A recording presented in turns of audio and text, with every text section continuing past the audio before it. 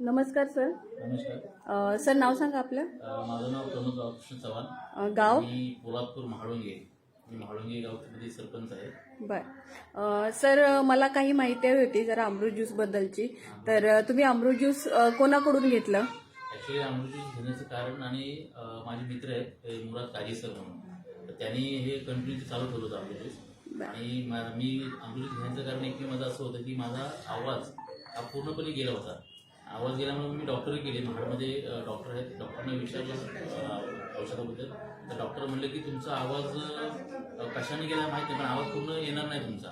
म्हणून मी चिपळूणमध्ये गेलो, रत्नागिरी चिपळूणमध्ये पण तेच प्रकार केला. तर डॉक्टर पूर्णपणे म्हणले की तुमचा आवाज येणार नाही म्हणून. तर मी आवाज येणार नाही म्हणून मी निराश झालो आणि परत घरी आलो. घरी आल्यानंतर माझे मित्र मुराद काजी यांनी मला हे अमृत ज्यूस म्हणून एक ते 2 बूस मला दिले प्यायला.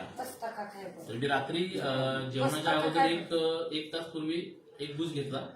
त्याच्यानंतर उद्या सकाळी उठल्यानंतर परत 1 घेतला आणि 9:30 ते 10च्या दरम्यान म्हणजे बोलायला गेलो तर पूर्णपणे माझा आवाज यायला लागला. आणि म्हणून मी परत मुराद मी गेलो. मुराद काजीनं परत 1 बूस घेतला आणि प्यायलो. तर 3 ते 4 वाजता असं मला समजलं की माझा पूर्णपणे आवाज आला.